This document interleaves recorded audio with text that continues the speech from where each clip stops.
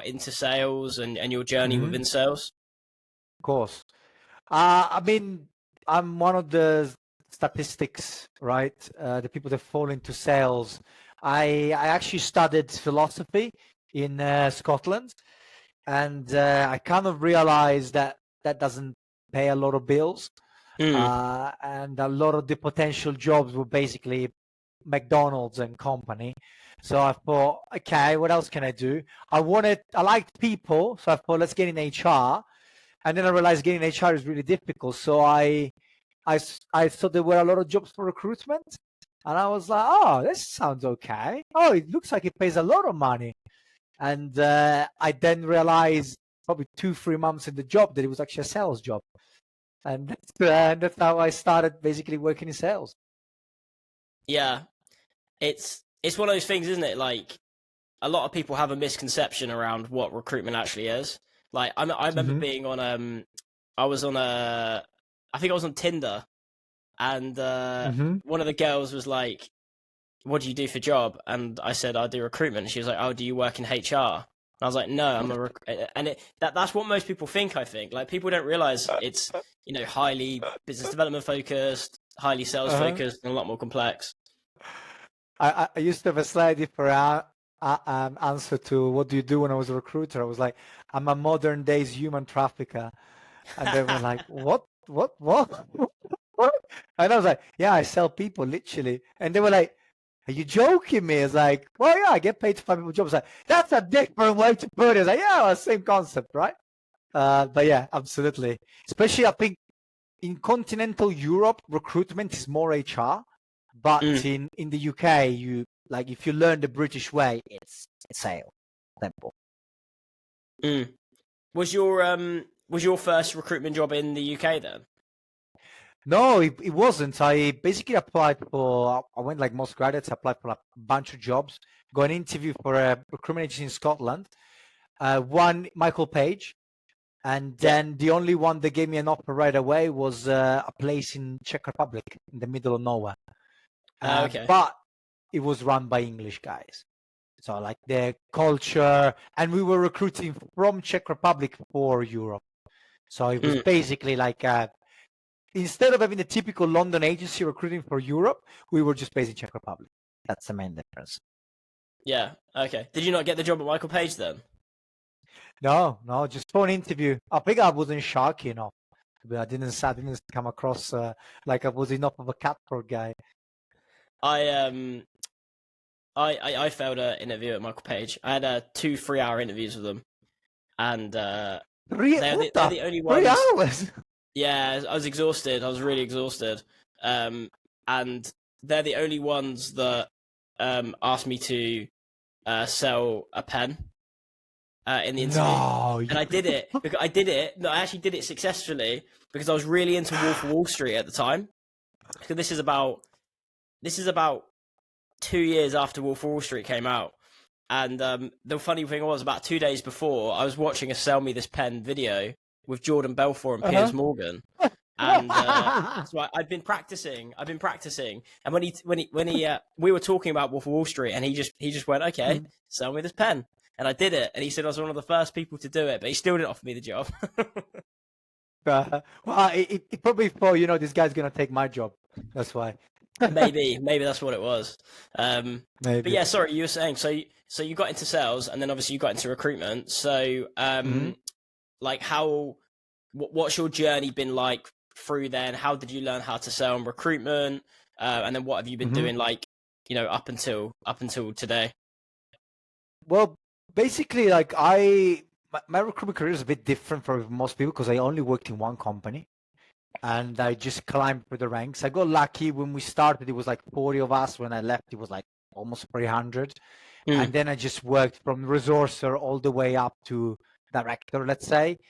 And I thought we had a really good sales training. That was my impression. And then I walked out of recruitment, and that's why I walked out. I was like, look, I really like training. I like training junior people. Um, I'm gonna do my own thing. I think I really know how to sell. And then I realized that most of my sales skills were actually just enthusiasm. Right. And I actually didn't know them. I mean, our selling was feature, advantage, benefit, and needs-based selling, and all these things, right? I'm not joking. I'm not joking. No, same for me. And that was it. And we thought we had really good sales training. And then I walk out of it, and I decided I wanted to sell to SaaS companies because I was a bit tired of just working with recruiters. And I realized that, wow, that's a all different world of how sales actually works. And yeah, that's been quite a tough awakening in that sense. Yeah, I was the same. This is the interesting thing about recruitment, because when you're in it, I mean, the thing is, I had a slightly different journey, so I had a slightly different perspective on things because I did 5 years in normal sales, not tech sales necessarily, but like different types of sales jobs. Then went into recruitment, and recruitment. My perception of recruitment at the time was like, it's very specific to recruitment, and because you're not selling a product, so to speak, are you? You're sort of, you're almost trying to like, sorry, you're selling yourself. That was my impression whenever I recruit, especially if you're 360, you're literally selling yourself, your brand, your ability, etc. Yeah, it's also very like timing based, and most agencies, well, most agencies, not so much now, because there are a lot of good agencies that have started in the last few years who are selling way more than just candidates. But you know, go back 7 years ago, you're mostly selling candidates and hoping you sort of arrive at the right time, right? Like most of my calls at the time, especially when I started out, were, "Are you recruiting? And if you're not recruiting, when are you recruiting next?" So yeah, that does ring a bit of a bell. How do you go about recruitment? How do you work with agencies, etc.? Yeah, it's that's the thing, and I do genuinely believe that recruitment is probably top 5 hardest sales jobs that there are out there, in terms of, not in terms of the job itself. The job itself is very simple generally, but it's just the competition is so mental that especially at the beginning when you're building your brand, your clients, is just a ridiculous amount of work. And if I compare it to SDRs, I don't think, when I look at SDRs in SaaS, the level of working compared to what I've seen junior recruiters do is nowhere close. But it is very specific. Basically, it's a very particular type of selling. yeah. So when you came out of recruitment, then what was your like? How did you start learning how to sell on a more like advanced level? Like, what were the routes that you went down? Who did you speak to? What books did you read? Okay, so basically, when I was, I took like 4 months off, and I bought 20 sales books, read them all. Don't remember a thing. I swear to God, like they all just merged together. After a while, they're all like really written in the same thing, one after the other. And my initial business plan was, I'm gonna go on Lucia. I'm gonna get 100, 200 mobile numbers of sales directors of any company size, and I'm gonna call them. That was the plan, right? At some point, I called a guy from Microsoft. It was literally like, "You're joking me, right?" And that's when I realized, I was like, "What the fuck am I doing? what am I doing here?" So I realized that obviously it was not going to be like that. And so I reduced it, and then I realized, okay, I recruitment, what do I know? Recruitment and HR. So I started targeting only small, medium enterprises that sold recruitment or HR tech. And even then, I learned how to do cold emailing because I was only doing cold calling before. I learned how to do a bit more LinkedIn, etc. And then, like, I think 6 to 8 months in, I was hemorrhaging cash. I was like, my expenses were still super high because I was still living the dream in my head. And I just realized, I had probably like 2 net months out of 9. And I was like, I'm going to sack it. Like, I got to do something. And in, what was it, like December or January? I think maybe January or February, I took a masterclass with Benjamin Dennehy, Zach and Jack from We Have a Meeting. I think you had them on your podcast recently, right? And basically, I thought, these guys are pretty good. That's a very different way of doing this. And basically, at my darkest time, I was taking a lot of holidays, a lot of bullshitting around. And then I was like, you know what? I need to get better at this. And so I sent a message to Zach on LinkedIn and be like, hey, Zach, if I offer to come and work for you for a week for free, what would you say, right? And then the guy was like, wow, that's a bold move. And then I was like, you know what? I'm going to call him. So I go on Lucia, I find his mobile, I call him, and I sell myself in further. And what happened is that I was coming back from Cuba. I landed in Prague. I unpacked my suitcase from the summer clothes, packed it with I think autumn clothes, and just flew back to London same day, jet lagged and everything. Then I got to London, took a train to Bournemouth, and the day after I was in the office to make cold calls. And I think that was my real awakening moment to be like, okay, now I think I can actually start being a real sales trainer. How did the cold call go? Oh, fucking awful, man. Really? Fucking awful. I mean, look, I'm coming from I don't know. Recently you were in recruitment, but the style we had is like, hey, I'm gonna call you, I'm gonna pitch you with some benefits for you, no problems. We didn't do that at the time, or we didn't know about doing that, at least not in my company. And I'm just gonna objection handle you, right? And I was also coming from Italy, which was an easier market to sell into, I would say, compared to the UK. So it was basically in a week I booked two meetings plus 2 referrals. And I had a guy, 20-year-old guy called Kit next to me. 2 months of experience. He was booking a meeting every 2 hours. I was just like, what the hell is going on? I've got 10 years of experience. I was making 6 figures. What the hell is happening here? But that's when I realized that I really didn't know jack shit about real sales. Interesting. So you were there a week, right? There a week, yeah. So what did you like in that week then? What did you learn? And how did you come out of that week different? So you walk in on the Monday and you walk out on the Friday. What are the fundamentals that you learned, and how did you then like the following week, how did you what did you change straight away, I think is what I'm trying to ask you. Well, basically the major shift for me was, okay, let's make a premise, an important one. I've seen a lot of people cold calling. I've followed a lot of advice. I've watched a lot of videos. I bought a lot of courses, coaching, and I genuinely believe that these guys are on a different planet. I would say that they're on a trajectory. They will be better than Benjamin Dennehy. And Benjamin, if you're hearing this, I'm sorry. I've met you. You're a lovely bloke, but these guys are obsessed with it. So for me, it wasn't I think compared to the world of cold callers, I was okay.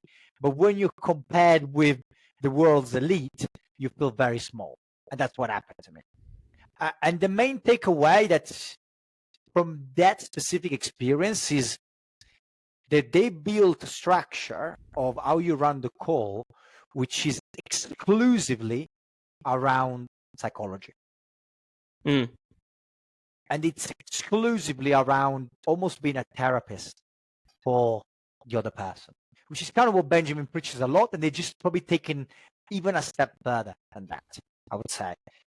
And because of that, like if you start running the call in that way, you really will get incredible results. I think that their conversion rate on sales calls is, there was a guy there, his conversion rate was 1 meeting every 14 calls. 14 conversations, so people picking up the phone, but they would include wrong numbers, Yeah. Sorry, they will include this is not the right person. I'm retired, whatever, right? So let's say the data was 25% wrong. So you probably every 10 real conversations, the guy would be booking a meeting on average. So that's like 10% conversion rate. The average is something like between 1 and 2. So that's 500% better than the best average and 1,000% better than the lowest. And Zach and Jack can probably do like 15, 20. So it's just completely, there's just no one like that on the planet, at least not that I've heard. Let's put it this way. Yeah. So you walked in thinking you were really good and walked out thinking, like, what have I been doing last year? I walked in knowing that I had things to learn. I walked out knowing, okay, I'm going to have to work really, really hard to fix this. And it's actually, I think it's harder when you've done things the wrong way, because my brain was, you give me an objection now, I can still handle it in 2 seconds, especially a recruitment one. I'll try to force you into agreeing with me, but that just is not as effective as getting the person to agree with themselves, right? So yeah, that's so I think the biggest takeaway was the real focus on the prospects, on human psychology, on active listening. So it really like quite a lot of awakening in that in that week. Yeah. There's a quote that I think it's Benjamin posts quite a lot. It's a man who's what is it? A man who's convinced against his will is of the same opinion still. Yes, exactly. And look, don't get me wrong. I know from my previous recruitment success, and I know from all the crappy salespeople on this planet, you don't need to be a master of psychology to do some sales. Sometimes these tactics will work because the prospect is already half the way there, right? Yeah. Or they will work because you got the right timing, etc. I mean, Grant Cardon is probably the worst psychological salesperson on the planet, and he's still a billionaire, right? Because he's willing to put in the work, etc. So everything works in sales. It's just that I genuinely believe they put together a predictable technique to get better results that will work more in the long term, essentially. Yeah, well, it's that for me in recruitment and sales, it's that because the bar is so low in recruitment and sales, like basically anyone can get into it. I'm not saying everyone can do it to a good level, but there are way more bad salespeople and bad recruiters than there are good recruiters, right? Because you can, I can set up a recruitment business tomorrow and start selling and recruiting. Same with sales, but there's definitely like a good enough factor. Like I feel like if you got some decent training, and you like had a decent work ethic and you were like a 7 out of 10 salesperson, you could probably do pretty well. Grant Cardone's a funny one as well, because have you seen his you probably have, but have you seen his Jordan Belfort interview? Oh my god, I had to stop. I couldn't watch past 10 minutes. It was too cringy. Like I was literally struggling. It just felt like watching Trump, to be honest. It was like an interview with Trump, just not answering questions, just going back to like, well, because it's all about the belief, man. It's all, you know what? You just gotta call the person back and make the sale, man. That's it. That's it. Just looks like a recovering coke addict after like a very long time. That's a good point. That's a good point. Yeah. Terrible. Really, really terrible.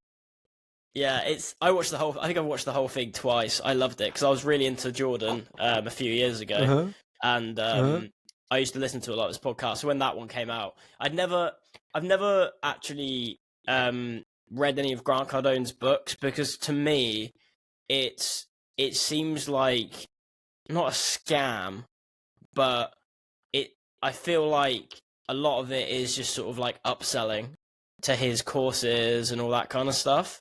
It's like buy my £10 book to then buy my £1,000 course to then hire me for 100,000 sort of thing. So I've never actually got a lot of stuff. But that interview, to be honest with you, like it it really helped Jordan, because I think Jordan actually came out of it smelling of roses, and he actually came out of it like coming across as the intellectual and, you know, the more grounded Yeah, person, which he usually isn't, yeah, obviously. yeah, of And course. Grant was like, it was just amazing. Like you said, these guys are like, you say sales trainers, Grant Hmm. Cardone, Jordan Belfort, and then obviously a few others. But it was just amazing how like this guy's made so much money, and Jordan was asking him like basic sales stuff. So he was just saying, okay, cool. So how do you make sales? You make a lot of dials. Okay, cool. But like, how do you actually do the sale? Like, you just need to talk to people. Okay, but like beyond that, like, because How obviously a do lot you of people, actually? yeah, a lot of people work hard in sales, but they don't get any results. So what do they do next? So yeah, it is a funny one. So when did you go and see Zach and Jack? We have a meeting them. I think it was up April. I think it was yeah, just beginning of April. I was just coming Oh, it back was from this Cuba. year.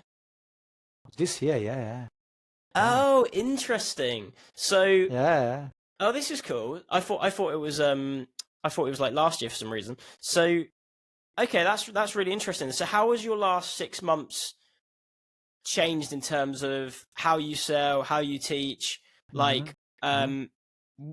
what have you?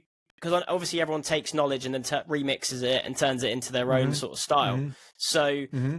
like, what have you been doing since then? Then, Well, the first thing I tasked myself with is obviously apply. So like I got myself a proper power dialer, and I just started. I think I made, like you might have seen it on LinkedIn. I'm on this road to 3,000 rejections, yeah, which was initially was road to 10,000 calls, and I got down to 7,500 when I was like, you know what, I'm gonna do it about rejections.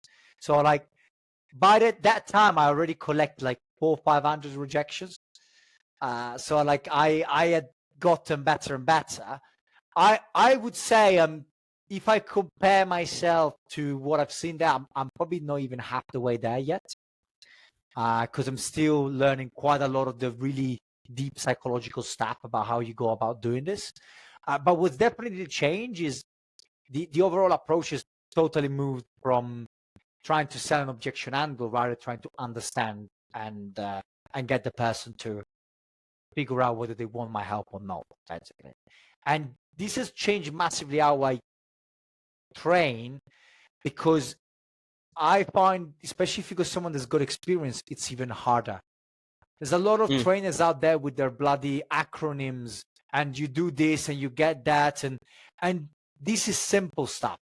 You do bam bam bam and it works, right? Jeb Blount is a famous one, fanatical prospecting. You got all these acronyms to do things, which is simple, but it's mechanical stuff that creates predictable results, just not great ones. While teaching the methodology that Zach does, you just need to go a little bit deep. It's a lot more listening, mirroring, labeling, figuring out what questions to ask, how to ask them, tonality. So it's just really taken me on a path to rediscover cold calling under a different light entirely, basically. mm. Yeah, because this is the thing, right? So there's almost like level. Well, there is levels to it, but you've got like, you know, your fab selling and all that kind of stuff, which Mm, is probably mm. very useful in your first, you know, 6 months, a year in sales if you've never done sales before, right? Just to get some sort of True, basic true, true, understanding. true, true. But I find a lot of people, they stay there, they stay at that foundational fab selling level, and then they never evolve. There's no like building blocks on top of it. Mm-hmm, And from what you're saying, it's like, mm-hmm. do you feel like you're getting like more nuanced with it? Like there's loads of extra layers now. There's a lot of like concepts that you figured out, and now that you teach. Mm-hmm. Absolutely. I would say I still have both Jack and Zach as my coaches. So like it's funny because sales training is my highest source of income and my highest expense at the same time. It's quite a good balance. And I also have other people, like I've got a guy for cold emailing, a guy for YouTube. So I spend quite a lot on education. But I would say like I am I understand the framework very well and I can repeat it. Mm. But like when I'm doing my calling myself, and I'm at the place now that I could stop cold calling if I really wanted to, but I'm like, no, because I want to get to the same level when you really have that incredibly deep understanding. And the main reason behind is not because is cold calling the best way to do business. Possibly. I think there are more effective ones. Conferences are better. Mastering referrals is better. Direct mail is making a comeback is better. But I think the psychology that you learn by cold calling is just different. If you can execute a cold call well, you can execute a discovery call well. You can close a demo more easily. So I think that that's the part that why I insist so much on that is that you do cold calling, your education in sales will be 10 times faster, pure and simple. Yeah. Here's a question for you, because I was thinking about this the other day actually, and I think it was because I saw Benjamin actually. I think it was a podcast maybe he did or something. He was saying how he was really good at prospecting, but he couldn't like sell in a meeting. Like he could book the meeting, but then couldn't sell. So why do you think that is then? Like, why do you think someone could potentially be very good as an SDR, but they don't, they can't then make the step up to AE? Because in theory they should be able to, right? I mean, I'm surprised that Benjamin said that because he's obviously closing a lot of deals for himself. You know, so he's probably just been humble as he usually does. But No, I would say they probably would. I think it was his earlier days. I think because he was doing prospecting, wasn't he? So he was doing pure cold calling. Yeah, it was cold calling for companies. I mean, I think I don't know why that wouldn't be a connection, to be honest, because the way I see it is there's so much emphasis on closing, right? But really, it's all about removing the blockers from the way. Like whenever someone tells me, "Oh, teach me some closing techniques," I'm like, think about it this way: me teaching you closing techniques is like you getting married because you're really good at proposing. No, you get married because you've done all the work and she wants to say yes. That's why you're getting married. You can have the best proposal on the bloody planet. If you're a twat, she's not going to marry you, right? Yeah. I mean, I guess there are also, maybe if you pay $2 million for the proposal and she's really into money, maybe, but that's a very borderline case. So I think it's what Benjamin is really good at, and the other guys is disqualifying, right? So if you keep disqualifying on the problems, then the prospects qualify themselves. And I do think that the only real difference I see in sales is between the selling to SMEs and selling enterprise. Because when you go to enterprise, you start to looking at a layer of politics and situations that are most companies are just not used to. I even saw myself in recruitment. I was mainly selling to SMEs, and then like my first presentation with a very big corporate, they destroyed me because they wanted a really super polished PowerPoint presentation. They wanted us to have very clear, polished things about all the numbers, etc. Which an SME doesn't care. An SME is like, okay, can you provide me with some people, yes or no, right? So I would say I don't see why an SDR would really struggle to become an AE. The only thing I could see is that all that they done is they learned the mechanical prospecting style. So all they do, they're hustling really, and they're not really good at their relationship building and the actual making, how can I say, constructing a deal, to putting a deal together. Yeah. I think it's probably that, in that, you know, if someone's very good at just cold calling and just prospecting, it's not very, it's very binary. You know, they probably have a script, they execute the script very well, and they do it at volume. But if it goes off on tangents, which obviously, you know, the higher the more complicated the process gets, the higher up it gets, and the higher value the product, I suppose, it gets as well. Especially when you're doing like face to face and multiple stage, it's very nuanced, isn't it? It can get very nuanced, and this is where the whole psychology comes in. You need to be extremely adaptable and flexible. There's so many different layers to it, which is why there's a gazillion sales books out there about completely different topics. Yes. Maybe that's why then. That's interesting. But with here's something I always like to ask salespeople, because it's I think it's probably like one of the number one things that you probably get asked, right? And I think you've published some stuff on it quite a lot on LinkedIn this year. Objection handling. How do you handle objections? And what have you learned, say, this year about handling objections? How have you evolved that? Because obviously recruitment objection handling can be quite different than more general objection handling. I mean, look, okay, I think let's do something a bit more fun with this, right? Give me a recruitment objection, and I'll tell you how I would have handled it before, and then I'll tell you how I would psychologically approach it now. Okay, so let's do, we've already got a PSL of 3 agencies. Myself would be like, oh, that's great. So it means that you at least work with agencies, so this call is not completely irrelevant. And then I'm assuming you got to get on this PSL, the relationship started from a call like this. Yeah, okay, I like that.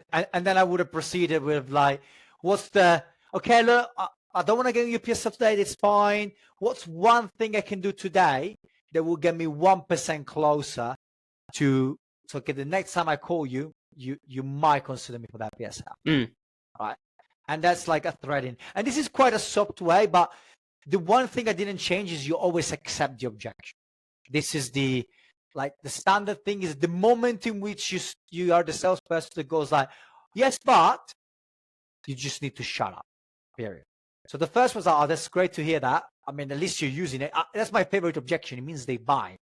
The worst objections are, I couldn't hire if you paid for it, or I don't, I'm not hiring. Because what do you really do with that? One has got 0 cash to spend, and the other one is not hiring. But if they tell me I got a PSL, I know they buy. It's perfect, right? To some extent. Now, what I've learned since going with Zach is like, they have a way to put it that I put in a framework. I know I said frameworks are terrible, but this one just to remember it, which is, the ABC, always be closing, right? Yeah. And I just renamed the APC, which is acceptance. So I would accept the objection, then permission. So the we have meeting guys are really good on permission. So there's like, you should always get the permission to move on with the conversation, which is something that actually Jordan Belfort is also a big fan of. Like, always ask if you can ask a question before you do. And so it would be like, are you in a PSL? Oh, that's great to hear. I imagine they're performing really well. Do you mind if I ask a question about that? And then you basically, their logic is you try to find the problem, right? Which has now become my logic. Because the one before was really about building trust. Like, I'm sure he started with something like this. How can I work towards you, blah, blah, blah. Now I probably would have gone something more on the lines of like, and I'm guessing they're either filling your roles all the time, or perhaps you just go to them first, right? Which is more trying to give them like, is there something that I can continue the conversation with? Because if they pick, well, no, they're really, we go to them first, obviously. There's so I'm guessing there's never been a time where you've been outside of PSL. Well, maybe there has been. It's like, oh, okay, there has been. And then I would have just trying to get them to talk more. Right. So, and I'm not saying that the first one doesn't work. It's just the second one is just turning it about them instead of turning it about, how can I gain your trust? How can I build this relationship? Right. And that's the overall shift. So when you're handling objections now, do you have, you obviously have the framework, But do you have like a list of, I don't know, 10 or 11 pre-prepared answers that you practice, or is it all done like in the moment with the framework in mind? Well, look, before it was, I could literally, you could wake me up at 2 a.m. and I would know the answer because I've done it so many times. Now I'm at the point that I even have the framework of the sales call still, because for me it's quite fresh in my mind still. So like, Yeah. I would recommend, unless you're really at that level that things come to you, you should always have a framework, talk track, or script to help you out. Because you think you're smart, but when they hit you with the objections, like someone slaps you in the face. Unless you've done a lot of boxing, you don't know how to react. Your brain goes into fight or flight mode, and you need something to hang on to. Yeah, I'm a big advocate of scripts because I started off with scripts. So my first ever job was selling broadband for Southern Electric. Who I think were, yeah, really tough stuff, right? It was Jesus. impossible. Yeah, it was pretty shit. But I think we had a script, but the scripts were terrible, like really bad. And we had no script training, and then we had to write our own scripts. So imagine me, 19 years old, I know absolutely fuck all about sales, like seriously, nothing. Nothing. And I had to write a script, and it was basically, "Hi, how are you? This is what I sell. Do you want some?" And they were like, "No," and I was like, "Okay, bye," and I'd move on to the next one and make 200 calls a day. So I was really like put off by sales, and I think that's what not sales, scripts. And I think that's what most people are like, because they think the first thing people always say to me about scripts is, I don't want to have a script because I'm going to sound really robotic. But I really like it in Jordan Belfort's book when he talks about scripts, and he's like, every like song you like or movie you've seen is a script.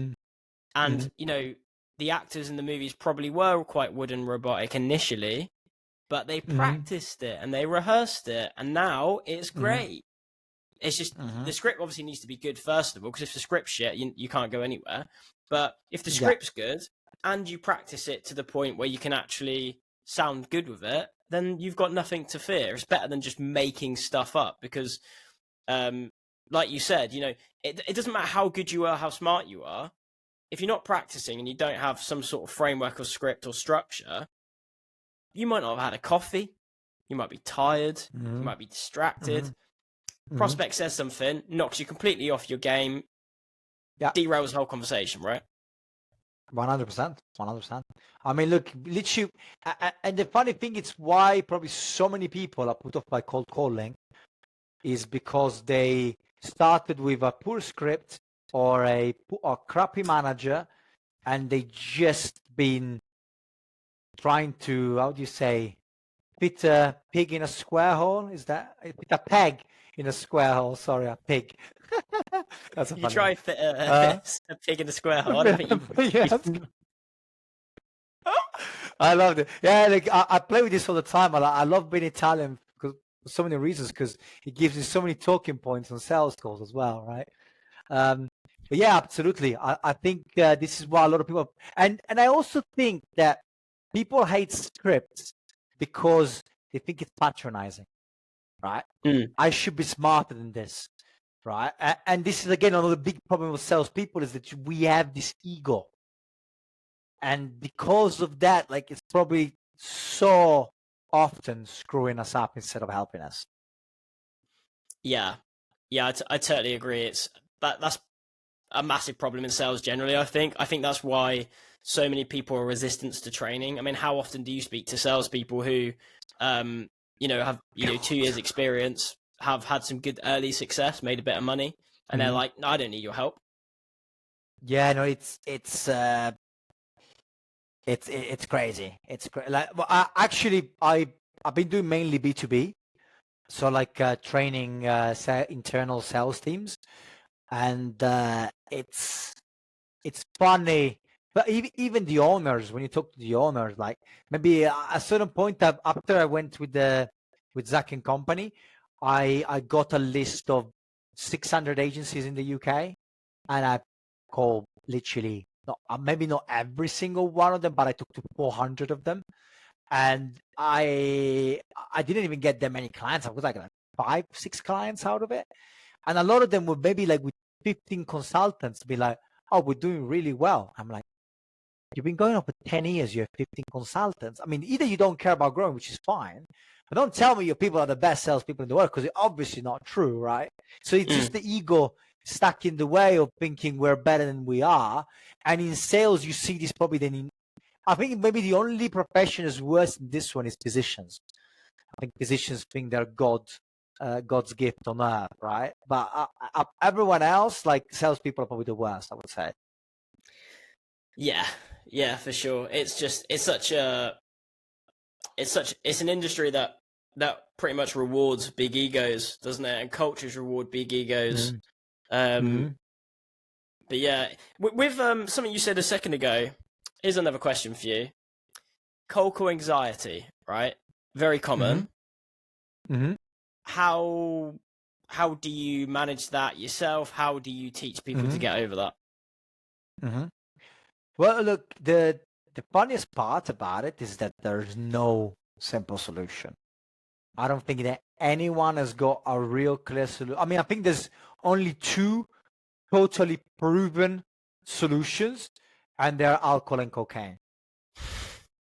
Simple as that. And I'm not even joking. And I'm a guy that's never tried cocaine in his life, but I've cold hangover, and I can tell you I was on it. You're just fearless. You don't have the inhibitions. Like all the issues in your head are just not there, right? But apart from that, let's start from. I don't know if it helps for people that listen to this, but the problem with cold calling is that your brain is wired against rejection, right? And I'm sure the guys told you this before. Someone else did. Back in the tribes, if you were left out of the tribe, you would die. So your brain has developed that if people reject you socially, it's a huge pain. It's meant to be 10 times worse than a slap, right? So your brain is gonna take it personally, no matter what you do.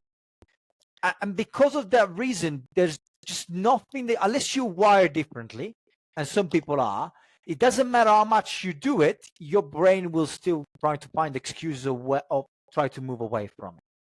This is just the way that it is. And because of that reason, all you can do is just, I think the simplest way is a habit. So building yourself routines as to what you do in order to subside it. I actually published this as a cheat sheet a while ago about how you can deal with this, but some of the things could be, I always cold call in the morning because I'm fresher, for example. I always set myself a target of the number of rejections I want to get in a day, which is usually a minimum of 10. And then I have things like I have a little diary here where I'll write down every rejection, so I count them and I know that I'm getting closer to my goal. But then I'll also write things like you're in control of your emotion. I'll repeat, this person is lucky to get a call from you. So a lot of this little psychological trick, and for every person is slightly different. There's the person that's 5 push-ups. There's the person that whatever. The good thing is that if you do it enough, you then realize that first of all, most people are not assholes. I think if I boil down the number, is 1 call out of 20 is a real dickhead. And some markets are worse than others, but generally 1 call out of 20 is a real bad like person having a bad day is going to shout at you. And then generally most people are going to at least be willing to talk for a moment. So I think it's just a lot of psychological tricks and habit to cement it. I think the hardest part is like you cold call one day, then you don't cold call for 2 days, and you cold call again. Your brain just not gonna like that. It's like trying to go to the gym every now and again. It's just you're not gonna build the consistency. Yeah, it's an interesting one, isn't it, cold calling? Because I feel like no matter how much experience you've got, how many years you've done it, how good you are, how much money you've made, if you don't do it for a while, everyone gets nervous. And I always tell people this, like, my brother got into, he got an SDR job, I think his first SDR job about a year and a half ago. And I was just telling him, like, everyone, like even the sales trainers you see, like, you know, the Jordan Belforts, the Zach and Jacks, Benjamin Dennehy's, Mike Weinberg's, whoever, I can guarantee you, if they didn't do cold calling for 2 months and they picked up the phone, I guarantee you there's a part of them that's like a little bit nervous, even though they know they're amazing, because it is nervy, but at the same time, you know, if I actually did earlier this year. I didn't do cold calling for a couple months because I was trying to do some other stuff. I was trying to figure out like email sequencing and stuff, and I fell into that trap of if I can figure out personal branding, automation, and sequencing, I'll never have to do a cold call again. And unfortunately, that's not the case. It doesn't work like that.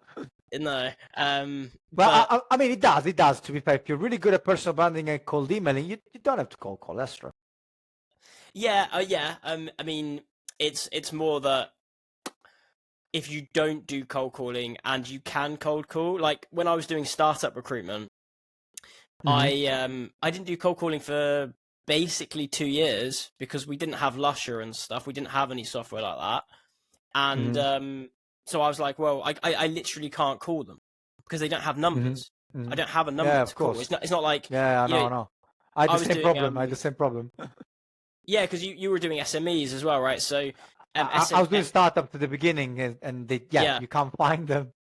Yeah, exactly. That's what threw me off, because I went from the first, like, I think the first 4 years of my career, I was doing like bigger companies with, you know, head offices and that sort of stuff. So it was quite easy to get numbers. Moving to the startup world, suddenly no one's got numbers, and you're like, okay, well, I don't really know how to sell otherwise. So it's a bit tricky, but it's anyway, my point was that when I was doing like 200 calls a day as a telesales, you know, after a couple of weeks of doing it, even though it was terrible, you just sort of like, you just do it, don't you? You just don't really care. Yeah. Of course. But I remember the first day I was in Bournemouth, I fell asleep on my chair at 6:30 on the chair of the hotel. I was so psychologically tired because I had like the first day I went hard. Like I got there before Zach got there. As soon as Zach got there, I didn't know that they had coaching in the morning, so I just started directly with calling, and I made 300 cold calls. And I had been on holiday for 2 weeks. So I remember that evening I go home and I sat on the chair and I was watching something on the laptop, and I literally fell asleep and woke up an hour later. Yeah, it can be emotional drain. This is what people don't understand as well. Like sales can be very you know, you get home from like work from like a sales job or a lot of meetings or whatever, or even podcasts, and you're like knackered. And especially if you've got like friends who've got like physical jobs. I've done that before, where like, you know, I'm doing recruitment, and you know, I'm just talking to on the phone with people all day and going for coffees and stuff, and they're like I don't know, working as bricklayers or something, and they're like, your job's easy, all you do is sit down and speak to people, and I'm like, it's really tiring. It's just a different type of tiring. Yeah, I mean, look, I always used to tell my team when we were working, is like, because I was a waiter in London. That was my first. Actually, no, my first job was stopping people in the street to sell them book subscriptions. So I also started in sales at 14. But I remember my first real paid job, etc., was in London as a waiter, and I still would prefer to do recruitment than waiting. I still think that's way harder. You know, like you get treated like shit by a lot of people for no reason. You get paid shit, anti-social hours, etc. So I still think that it's not one of the hardest jobs in the world, right? Like, I think I probably prefer to be recruited as a bricklayer as well, because I think I would be fucking terrible at it. It wouldn't pay as good money, and I would get like knackered, right? So I think there's a hit or miss in all situations, but yeah, it's way harder psychologically than people think it is. Yeah. One thing I really want to talk to you about as well is Stoicism. Because I've just got into it. I'm sort of aware of it. Like, I've been aware of it for a while. I think there's a few people I follow on LinkedIn it's, to be honest with you, we talk about Jack and Zach too much on this podcast, to be honest with you, but the algorithm my algorithm loves Jack. Like, I see his posts every day, and he's always talking about death and stuff. So I was like, I'm gonna look into this. So I looked at the subreddit. I've got Marcus Aurelius's Meditations book down there, which I'm about halfway through. But how long have you been into Stoicism? What does it mean to you? Well, for me, to make the story short, is that I've always been quite scared of death as a concept. It's not concept, it's reality, but I've always been scared of it because the idea of non-existing just always terrified me.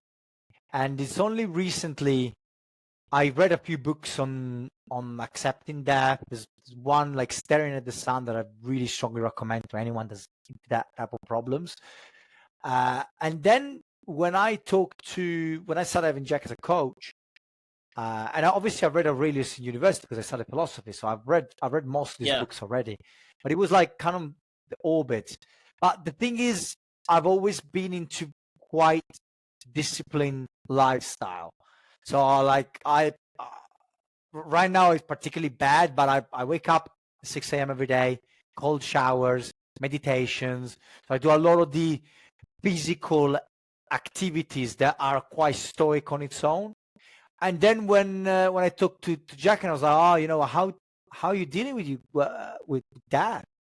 And then we started talking about Stoicism, and that's when I picked up meditations again, which I bought a few months earlier, but I haven't really gone through.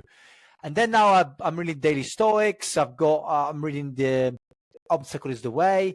I got myself, Jack and Zach, we all have the same coin, which is Memento Mori.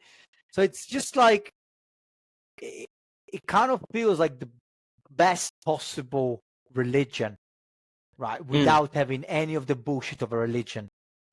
If you read meditations, it just kind of feels if every human lived like Marcus Aurelius preaches, we wouldn't need AI because we would live in very good balance with the world, right? And it's just such a strong ethical code, which, it's like you read the Bible, there's a lot of good stuff, and then it's like, kill the homosexuals, or women. If your woman is unfaithful, cut her head off or hands off, or not. So while you read Marcus Aurelius, there's really nothing in there that's just going to be like, this is bad, we should cut this out, right? And the overall idea of following Stoicism is more about how you can become your best self. And when I think about it, I was having a session recently with Zach, and I still don't feel I'm anywhere close to be as good as cold calling as I would like, right? And I just made it my mission, though, because it's about the discipline for me. And like, I try to apply discipline in every part of my life. Because if you live disciplined all the time, you actually start to enjoy very crazy things about life. And that's what Marcus Aurelius, I think, did very well. This enjoying life by not succumbing to your darkest desires, basically. I don't know if that's the right way of putting it. Yeah, it's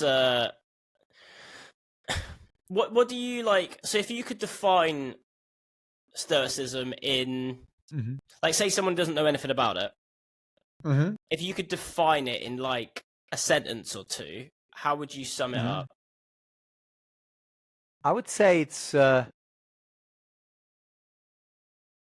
basically the ethical code of putting discipline above your needs and in the service of other people's needs. I think it's not quite correct, because Stoicism is also about taking care of yourself, right? But one of the best quotes about it is like, you should be harsh with yourself but accepting with others, right? And it's this idea that it just has this very strong balance, that we all behave like that. Again, it's an ethical code for disciplined and harmonious living. Like this idea of like how to live your best life, but not the living my best life on TikTok teenager just I'm gonna get drunk and take a lot of pictures that I'm never gonna look at again. It's more the living the best life, as in, if everyone lived like this, humanity would be a much better species to be part of. But still not concise enough, unfortunately. Yeah, the reason I ask it is because I've read quite a lot about it, but every now and then I'm like, it's one of those things where it's like it could be summarized in a sentence, but then people have written books about it. Mm-hmm. You know, like, because I feel like it means slightly different things to different people, and it's not, you know, if it was as simple as, you know, be disciplined, wake up at 6 a.m. and have cold baths, and just, you know, stop being a little bitch. You know, you wouldn't be able to write like entire journals and newsletters about it, will you? So I always like to understand people's definitions because, like I said, it means a little bit different. It means something different to everyone. But it's an interesting mindset, which I do feel like most people will benefit from. And like even in Marcus Aurelius's book, I think there's a bit about how he struggles to get up out from bed. It's so comfortable here. It's so warm. Yeah. And he has to like he's like, well, what are you gonna do? You're just gonna stay in bed? Is that your purpose?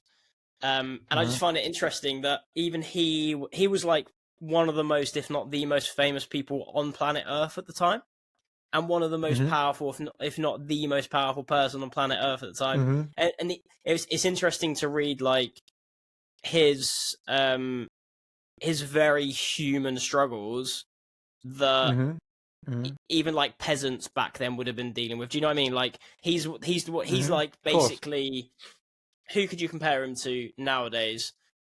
The president of the United States, or maybe like you know, Elon Musk, David Beckham, those sort of people, right?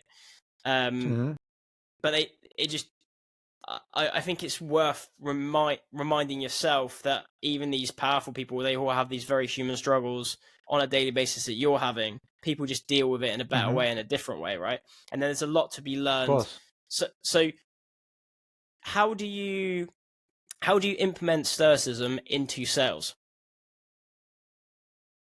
Well, I mean, it's actually an interesting question because it's something I've been recently asking myself about. I'm on this road for 3,000 rejections, right? And that's, for me, one of the implementations is I'm into sales as a sales training because I want to help my younger self, right? These guys that got no idea about what sales is, they're walking into this job, they don't know, and they can become successful and build a life out of it, right? And I feel they know, in order to be there, I want to be the best possible teacher I can be. And I don't feel I can until I prove to myself that I can have this skill set, right? But at the same time, I don't really need to, because I've got a good personal brand on LinkedIn. I know how to like I could be a referred business, blah, blah, blah. But it's more I'm doing this because I know it's going to make me a better human and a better teacher. And so it's the discipline. So I think that doing the things that are not comfortable in order to improve yourself. And probably there's Ryan Holiday is probably the most famous Stoic alive, I would say, right? But I don't think that's accurate. Actually, probably the most famous Stoic alive is David Goggins. He just doesn't call himself one, right? Because he's living a much more stoic life to some extent.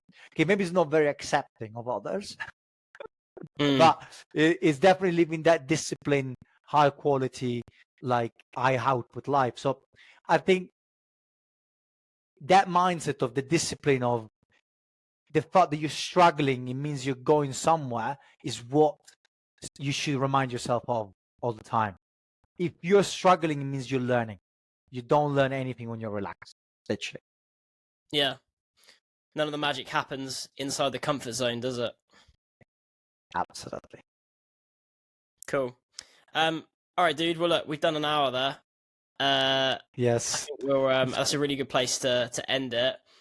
I think so. With if people want to like work with you, speak to you, find your stuff, how will they find you? Look, the simplest way is LinkedIn. It's probably where I'm the most active. It's Underdog Sales. Everything is under there. You can do on the website. There's a link to all of my various social media. I think it's basically LinkedIn and TikTok that I'm quite active on. And yeah, like follow my stuff. And then if you like it, we'll see. I don't really sell even that much these days. I don't even have a clear offering. So it's more follow me and we'll keep in touch. Awesome. Quick question as well. Do you ever do like do you have any content out there where you like record your cold calls? I only do snippets at the moment. So like particular, especially when I do weird stuff. So I like, for example, Friday the 13th, I was using that as an opener. Hey, it's Friday 13th, and this is a sales call. How you feeling lucky? You know? Yeah, I think I saw that actually. Or stuff. I can't even remember exactly what I said.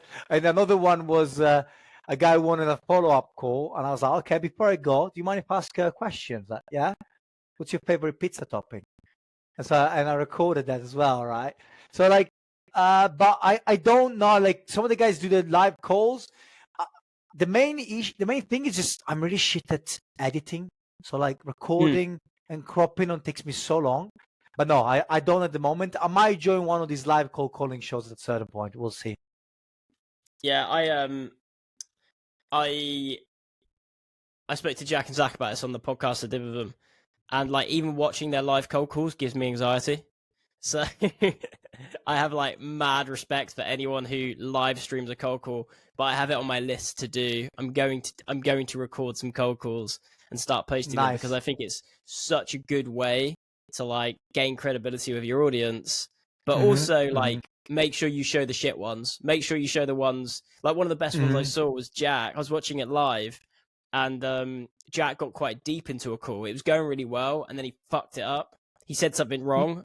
I think I saw it as well, and it was like so close. Yeah, it was, but again. It just goes back to, they're obviously amazing at cold calling. It's all they do all the time, and now they train people to do it. You obviously know this, but it's. I think it's very, very important to show that type of stuff. That even the best that do it every day, who are very good at it, and they're better than probably you'll ever be, they're still messing up these conversations. So when you do, that's fine. It's normal. The pressure it goes off. Agreed. Completely. That's totally true. I saw a post about this from a sales trainer I followed. They said exactly this, but it's a good point. I'm probably gonna start doing it as well. You give me some good thinking. It's something that I should be adding to my list. Yeah, do it, bro. We'll tell you what, you do it and I'll do it, and then we'll stick it in a compilation to see who's better. Agreed. Yeah, it's a good idea. All right, David. Thanks a lot for having me. It's been a pleasure.